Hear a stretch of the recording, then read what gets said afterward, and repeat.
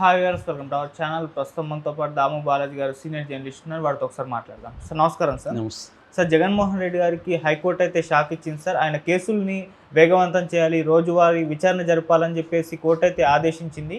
మరి ఏ కేసుకు సంబంధించి కామెంట్స్ హైకోర్టు చేసింది? మరి దీనివల్ల ఇప్పుడు ఎటువంటి ఇబ్బందులు ఫేస్ చేసే ఛాన్స్ ఉంది సార్ జగన్మోహన్ రెడ్డి? మామూలుగానే ఎకనామిక్ క్రైమ్స్ని సీరియస్గా తీసుకోవాలని సుప్రీంకోర్టు అనేకసార్లు చెప్పింది. హత్యల కంటే కూడా ఎకనామిక్ క్రైమ్స్ ఇంపార్టెంట్ అనేది సుప్రీంకోర్టు చెప్పింది. ఎందుకంటే హత్యలు ఒక్కొక్కసారి ఆవేశంతో ఆన్ ద స్పాట్ ఎమోషనల్కి గురయ్యి ఇంపల్సివ్గా హత్యలు చేసే అవకాశం ఉంది. కానీ ఎకనామిక్ క్రైమ్స్ ఎవరు కూడా ఇంపల్సివ్గానో ఆవేశంగానో చేయరు, బాగా ప్రీప్లాన్డ్ చేస్తారు.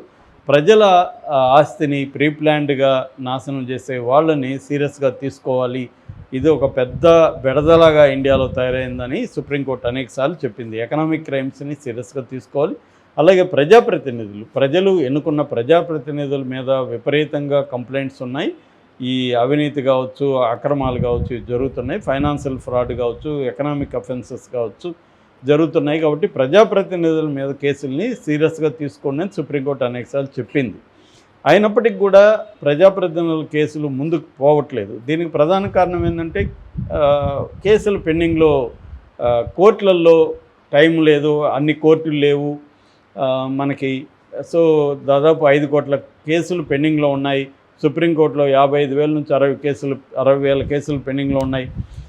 వీటికి తగిన యంత్రాంగం లేదు. అలాగే ఇన్వెస్టిగేటివ్ ఏజెన్సీలకి పని ఎక్కువ ఉందని నేను ఇంతకుముందనే ఒక వీడియోలో చెప్పాను. సిబిఐ లాంటి వాళ్ళకి దాదాపు 7-8 కేసులు పెండింగ్లో ఉన్నాయి. వాళ్ళ స్టాఫ్ 23% సిబిఐకి స్టాఫ్ లేరు, వేకెన్సీస్ ఉన్నాయి. అట్లాగే ఒక్కొక్క కేసులో లక్షలాది పేజీలు, వందలాది సాక్ష్యాలను పెట్టాలి, విచారణకు టైం పడుతుంది, డాక్యుమెంట్స్ని ప్రింటౌట్లు తీయాలి, మళ్ళీ వాటిని ఎంఎస్ వర్డ్లోనో లేకపోతే ఎక్సెల్ షీట్లు తయారు చేయాలి. ఇవన్నీ పెద్ద క్లరికల్ వ్యవహారం, పెద్ద పని. సో మనకు సినిమాలో చూపించినట్టు ఏమి ఉండదు. ఇదంతా చాలా ఓపిక్గా నైట్ అండ్ డే పని చేయాల్సిన వ్యవహారాలు ఉంటాయి. సో కేసులు ఎక్కువైపోతున్నాయి. ఎందుకంటే మోడీ ప్రభుత్వం వచ్చినాక ప్రతిపక్ష పార్టీల మీద కేసులు ఎక్కువ అవ్వడం, దానివల్ల వీళ్ళ టైం అంతా దానికి సరిపోతుండడం అనేది జరుగుతుంది. నిన్ననే పార్లమెంట్లో మొన్న ఈడీ గురించి మాట్లాడినప్పుడు 193 కేసుల్ని ఈడీ పెడితే 10 ఏళ్లలో ఓన్లీ 2 కేసుల్లో మాత్రమే కన్విక్షన్ పడింది. అంటే 1% కేసుల్లోనే కన్విక్షన్. కానీ ఈడీ 193 కేసుల్లో పనిచేయాలి కదా. సో ఇది ఇబ్బంది అవుతుంది. సో దానివల్ల ప్రతి చోట కేసులు పెండింగ్లో ఉన్నాయి. అట్లాగా నిన్న తెలంగాణలో ఒక పిల్ అంటాం కదా, పబ్లిక్ ఇంట్రెస్ట్ లిటిగేషన్ నిన్న విచారణకు వచ్చింది. దీన్ని వేసింది ఎవరంటే హరిరామ జోగయ్య. ఆయన ఒకప్పుడు ప్రజారాజ్యం, అంతకుముందు కాంగ్రెస్, దాని తర్వాత జనసేనలో ఉండి ఆయన బయటకు వచ్చాడు. ఇప్పుడు కూడా వాళ్ళ కొడుకు జనసేన. సో ఆయన జగన్ మీద ప్రత్యేకంగా ఆయన వేసింది ఏమంటే, జగన్ మీద కేసులు ముందుకు కదలట్లేదు, సీరియస్గా తీసుకొని రోజువారీ కదలాలని ఆయన వేశాడు. ఇదే విధంగా రఘురామకృష్ణరాజు కూడా సుప్రీంకోర్టు వాళ్ళకి వెళ్ళాడు.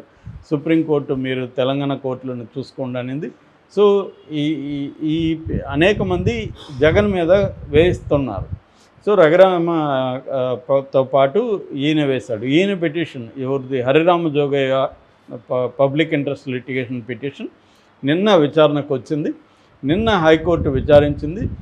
ఆయనది ఒకటే కాకుండా హైకోర్టు మొత్తంగా 309 ప్రజాప్రతినిధుల కేసులు పెండింగ్లో ఉన్నాయి తెలంగాణలో. సో హైకోర్టు ఏం చేసిందంటే వీటన్నిటినీ నిన్న విచారించి తెలంగాణ గవర్నమెంట్కి ఒక డెడ్ లైన్ పెట్టింది. మార్చి 31, 2025 వరకు ఎన్ని కేసుల్లో ఏ పురోగతి ఉందో నాకు రిపోర్ట్ ఇవ్వమని అడిగింది. ఇమ్మీడియట్గా రిపోర్ట్ ఇవ్వమంటే వీళ్ళు ఇవ్వలేరు కదా ఎలాగో. అందుకని తెలంగాణ ప్రభుత్వం తరపున అడ్వకేట్స్ మాకు టైం ఏంటి అని అడిగారు. సరే అని 4 వారాలు టైం ఇచ్చింది. సో జగన్ ఈ నేపథ్యంలో జగన్ కేసులను కూడా హైకోర్టు అడిగింది. మన ట్రయల్ కోర్టు, సిబిఐ కోర్టుకు కూడా రోజువారీ విచారణను మీరు జరిపించండి అనేది చెప్పింది.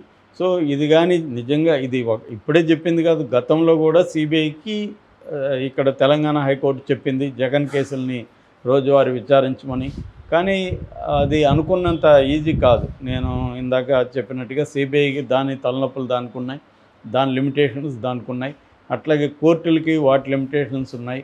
సో వీళ్ళు అందుకనే ఇక్కడ ఏంటంటే నేరం చేసిన వాళ్ళు తప్పించుకోగలుగుతున్నారంటే మన వ్యవస్థలో ఉండే లిమిటేషన్స్. అవి వ్యక్తులుగా ఎవరిని మనం నిందించలేం. వ్యవస్థలో మన జనాభాకు సరిపోయే కోర్టులు లేకపోవడం కానీ, మిగతా ఇన్వెస్టిగేటివ్ ఏజెన్సీల బలంగా లేకపోవడం కానీ, తప్పుడు కేసులు ఎక్కువగా కోర్టులను ఆక్యుపై చేసేయడం కానీ కనిపిస్తుంది. ఇప్పుడు చూస్తే ఆంధ్రప్రదేశ్లో విపరీతంగా ప్రతిపక్షాల మీద వేధింపుల కేసులు పెట్టేస్తున్నారు. కోర్టులు వాటి టైం అంతా వాటితో నిండిపోతుంది. మిగతా కేసుల్ని చూసే పరిస్థితి లేదు. అలాగా రకరకాల కారణాలతో ఇవి పెండింగ్లోకి వచ్చేస్తున్నాయి. జగన్కి ఏమన్నా జరుగుతుందా అని ఇప్పుడు అందరూ అనుకుంటున్నారు. ఏంటంటే ఇప్పుడు చంద్రబాబుని జగన్ 53 రోజులు జైల్లో పెట్టాడు కాబట్టి జగన్ని ఖచ్చితంగా ఈ ప్రభుత్వం, కూటమి ప్రభుత్వం జైలుకి పంపిస్తారని ఎక్కడ పోయినా అడిగేది అది. జగన్ జైలుకి పోతాడా అని అడుగుతారు. జైలుకి పోవడమే కాకుండా జగన్ జైలుకి పోతే కూడా చాలామంది సాటిస్ఫాక్షన్ ఉండదు. జైలుకి పోతే ఏముంది, మళ్ళీ వస్తాడు. కాబట్టి అతనికి కన్విక్షన్ పడాలనేది ఎక్కువ మంది తెలుగుదేశం అభిమానుల కోరిక. ఏంటంటే జగన్కి శిక్ష పడాలి. జైలుకి పోతే ఏముంది, బయటకు వస్తాడు, సింపతి కూడా రావచ్చు. జైలుకి పోతే దానివల్ల ఏం జరగదు. ఇప్పుడు చంద్రబాబు జైల్లో 53 రోజులు ఉన్నాడు హాయిగా. ఆయనకి ఏమైంది, లాభమే జరిగింది, నష్టమేం జరగలేదు. రేపు జగన్ కూడా జైలుకు వెళ్ళొస్తే జగన్కి మంచి జరుగుతుంది తప్ప నష్టమేం జరగదు. కాబట్టి ఏ కేసుల్లో జైల్లో పెట్టినా నెల 2 నెలల్లో జగన్ బయటకు వస్తాడు. ఎందుకంటే వాళ్ళు పోసానిదో ఇంకోటిలాగా చిన్న చిన్న అడ్వకేట్లను పెట్టరు కదా. జగన్ వచ్చేసరికి మళ్ళీ సుప్రీంకోర్టులో టాప్ అడ్వకేట్లని, ముక్కల్ రోహిత్కి లాంటి అడ్వకేట్లని పెడతారు అక్కడ. కాబట్టి వాళ్ళు గట్టిగా కృషి చేసి బెయిల్ తెచ్చేస్తారు. కాబట్టి దానివల్ల ఉపయోగం ఉండదు. జగన్కి కన్విక్షన్ పడాలి. కన్విక్షన్ పడాలంటే కొత్తగా ఇప్పుడు పెట్టే కేసుల్లో కన్విక్షన్ అనేది కష్టం. ఆల్రెడీ 11 ఏళ్ళుగా జగన్ బెయిల్ మీద ఉన్నాడు కాబట్టి జగన్ బెయిల్ని రద్దు చేయించాలనేది ఎక్కువ మంది టార్గెట్. జగన్ బెయిల్ రద్దు చేస్తే జైలుకి వెళ్తాడు. జైల్లో జగన్ ఉన్నప్పుడు ఈ కేసులను కానీ సీరియస్గా ముందుకు తీసుకెళ్ళి ఈ అక్రమ ఆస్తుల కేసులు కిడ్డుప్రోకో జరిగింది. కిడ్డుప్రోకో అంటే వాళ్ళ నాన్న సీఎంగా ఉన్నప్పుడు వాళ్ళ నాన్న కొంతమంది ఇండస్ట్రియలిస్టులకి మేలు జరిగే విధంగా నిర్ణయాలు తీసుకున్నారు. దానికి బదులుగా వాళ్ళు లంచం ఇవ్వడానికి బదులుగా జగన్ పెట్టిన కంపెనీలో ఇన్వెస్ట్ చేశారు. ఇది జగన్ మీద ఉన్న ఆరోపణ. సో దీని మీద సిబిఐ ఎంక్వైరీ ఉంది, ఈడీ ఉంది. ఈడీ ఆస్తుల్ని కూడా జప్తు చేసింది. సో ఇప్పుడు జగన్ మీద సీరియస్గా 11 ఏళ్ళు బెయిల్ మీద బయట ఉన్నాడు, 16 ఏళ్ళు జైల్లో ఉన్నాడు. సో 12 ఏళ్ళుగా ఈ కేసు నడుస్తూ ఉంది. ఇది ముందుకు వెళ్ళలేదు, వెనక్కి కూడా రాలేదు. అంటే తేలిపోయి జగన్ నిర్దోషిగా బయటికి రాలేదు, అట్టని దోషిగాను చేయలేదు. ఇది మోడీ దాని ఏమంటారు, మోడస్ ఆపరండి.